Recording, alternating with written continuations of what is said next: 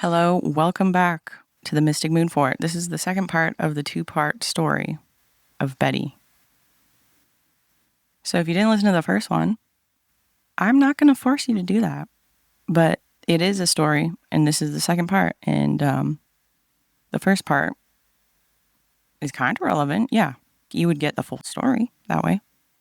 If not, you know what? You're here. And that's what counts.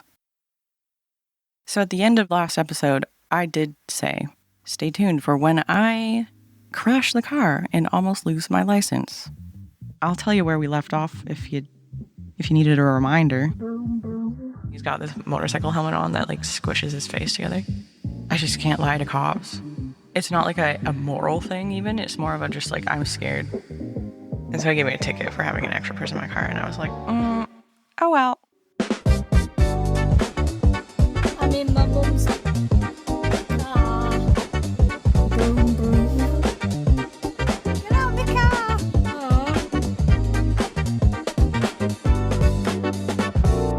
Aww. Buckle up, Betty babes. This is going to be a doozy.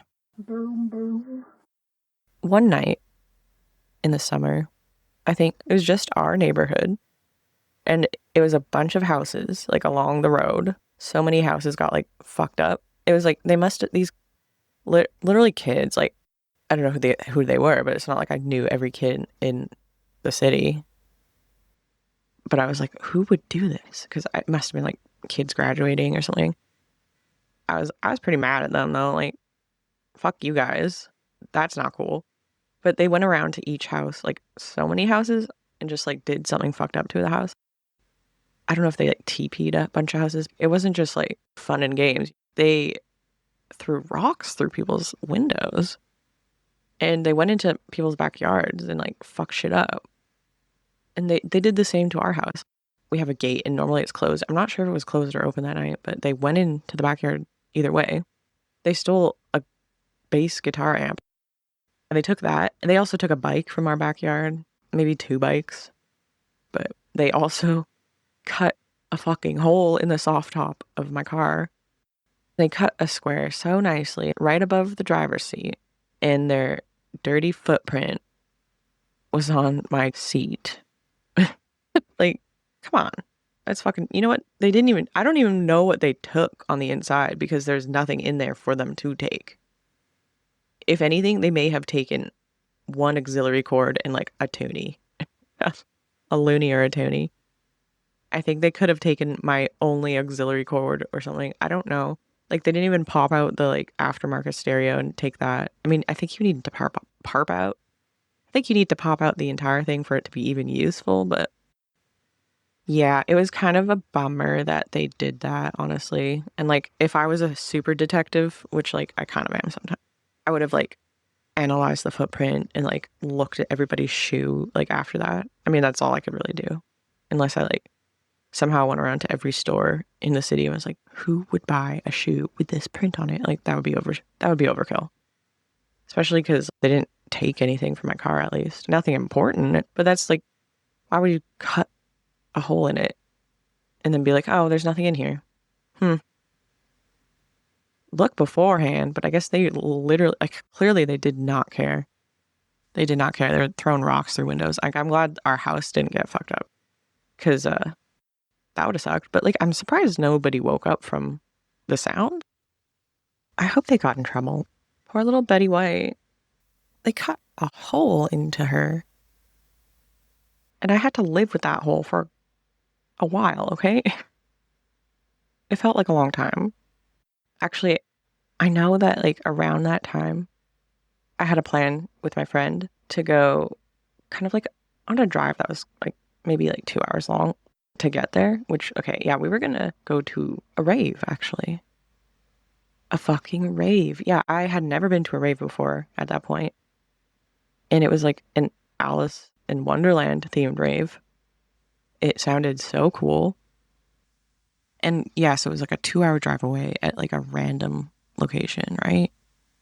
And my friend and I got there and we were actually like the third car from the front. And it looked sick because we could just do a little peek see. We got there pretty early because, I mean, the third car.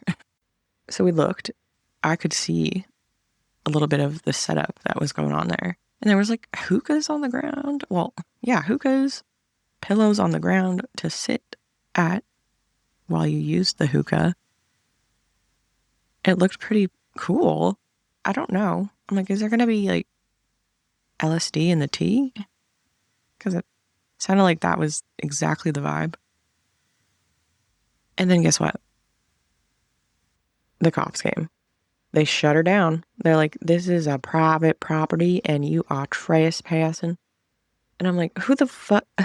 Did we just like, do these people set up on a private property without like, I mean, like, I don't know how common that is, honestly. Like, I guess raves just like set up wherever the fuck they want, not even thinking like, maybe this belongs to someone and maybe it will get shut down because we didn't ask the owners. I don't know. I really don't know. Kind of sus. Poor planning on their part. There were so many people there. It would have been massive. And like the cops showed up, right? And they started checking every car to see if there's any like drunk people, people with drugs. If anything, I had like a bit of weed with me because I was just a little baby. I don't know why I said that. I mean, I was, but yeah, so it's like there's a person directing us on which way to go out. They're like, go this way because if you do, you won't go through the roadblock. And I'm like, oh shit. I mean, like, I was kind of happy the rave actually didn't happen because I was like, oh man, how am I supposed to like stay awake all goddamn night without any substances? Like nothing, just weed. Like weed's gonna make me want to sleep. I was like, I want to go home. This is boring. And so I'm like, oh, my wish came true. Woo. I mean, I was pretty disappointed still also. But yeah, my friend, she was really nice though, actually, because I don't know if anybody has ever been in the situation where they have a convertible that has a soft top that has a hole in it on the highway, or even just driving at all, but like at high speeds especially, because that shit is really loud, really annoying, and quite cold too. Like it was directly above my head. Like driving with that flapping in your fucking face and ears constantly is like, that's a recipe for getting really pissed off. But my friend was like, I'll hold it the entire trip. Don't worry. And she did. She held it the whole way there. But of course, on the way back, she fell asleep. I'm like, God damn it. Now, what am I supposed to do? Because like, I didn't feel like waking her up. I think I tried to, and she was like out cold. I was like, whatever. I guess I'll have to hold it. And I did try.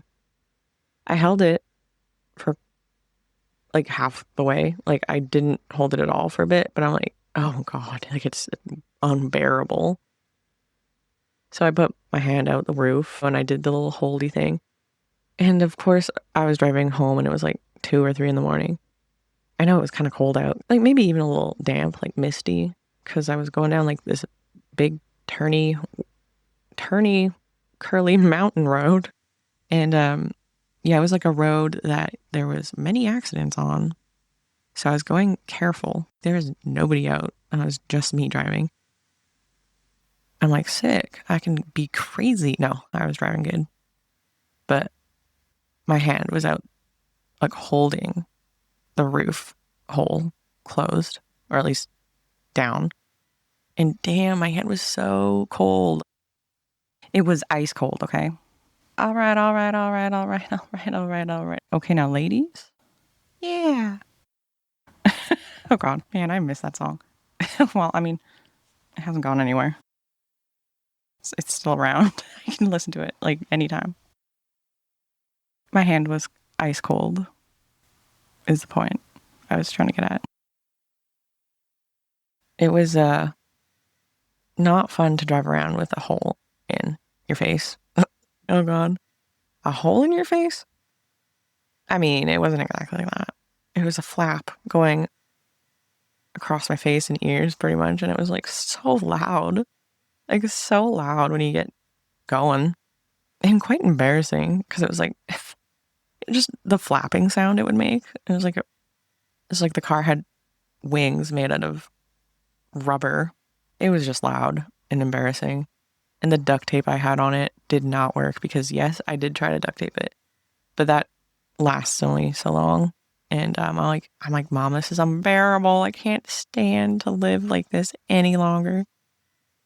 So I think I mentioned before, but I didn't actually like finish the story of how expensive it was to replace my axle or axis. I still don't know what it's called. And I guess I'll look it up. Okay, fine. I mean, I guess you can call it either. It's literally both. Okay. Well, just learned that too. Yeah, so that's what I imagined it looked like. It's like the part that holds the wheels together. Yeah, well, guys, I was saying how I drifted. I turned the corner and then I didn't make it all the way and I crashed into the curb pretty hard. I had to drive home with the wheel turned. Yeah, my dad was pretty pissed off at me that night, which is like understandable.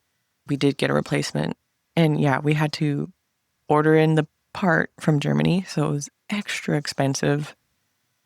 I don't know, it must have cost like $1,000 or something. And then later on, when the soft top had a slice in it, we had to get a new soft top upholstered. And it looked great. Like the new soft top was mint because the old one was kind of faded black eventually, you know, getting a little full of weed stank. And the new one was like fresh, crisp, like dark black and like kind of like velvety looking. It was great. And then like the new window, because that car had a plastic window in the back too to like see out when you wanted to reverse. It was nice and clear. I was so stoked about that. But that soft top, the new one, didn't last too long. So I think that was like August or September when I went to that rave thing. In that September, I actually got a new job. I had actually taken a year out of high school. Some people call it a gap year. Yeah, I had nothing to do for a whole entire year. And then I started working in September 2010, 16 years ago. They opened the job to the public because it was like a brand new position. They were hiring people to do work that had never actually existed before. Like they basically had this system where I live that needed to be like updated. Not the system. Oh, okay. So let me explain fully, okay? Because there's a point for me to explain all of this, by the way. The timing on my part was insane. You don't even understand. Because I don't even understand. Like, how can it be possible to get so lucky? The universe was like, here you go, Megan. We'll give you this one. Out of all of the ones in your life, this is the one that you're going to get. Like, okay, all right. So the branch I started to work at, it used to be called the Superintendent of Motor Vehicles branch. You can probably guess what they were in charge of. Yeah. They did like everything that had to do with like motor vehicles on the road. Pretty much. So the police officers would go give people tickets, specifically the big ones for like drinking driving or stunt driving or just like that kind of wacky stuff, you know? So they would ticket somebody at the side of the road. They would write the ticket, go back to the station later, send their ticket stuff via fax to the office I worked for. It would come directly to our area. We would then input it into the system and on people's licenses. I kind of liked that job, like a lot, actually. I stayed there for 6 years. It wasn't just that, though. It wasn't like that's not all we did. And it was a little bit more complicated. Obviously, I'm not going to get into that. Yeah, it was interesting. So it was kind of ironic what I would do 3 months after getting this position. A little bit dumb of me, you know? I was 19. I got the job in September. December rolls around. and they have a fucking staff Christmas party. How fun. I had 2 glasses of wine. I mean, that's throughout like quite a few hours. But still, actually left the Christmas party early because for some dumb reason, my friend wanted, like, I thought my friend wanted to go to a party with me, but I'm pretty sure he just wanted me to bring him to the liquor store and then to the party. Like, drive him. I don't know, man. I don't know why I was like, yeah, okay. I liked him too, for some reason. Maybe because he wore a leather jacket. I don't know. I'm like, oh, he's a bad boy. And yeah, he was. He was not a very good person.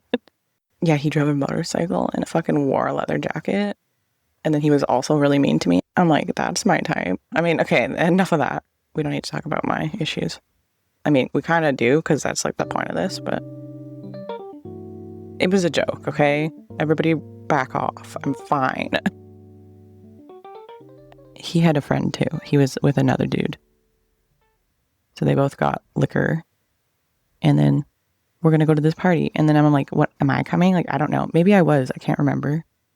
I didn't end up going because I ended up hydroplaning my vehicle.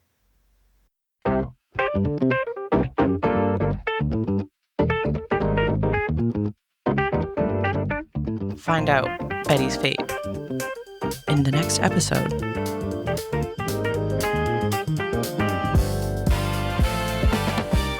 See you there.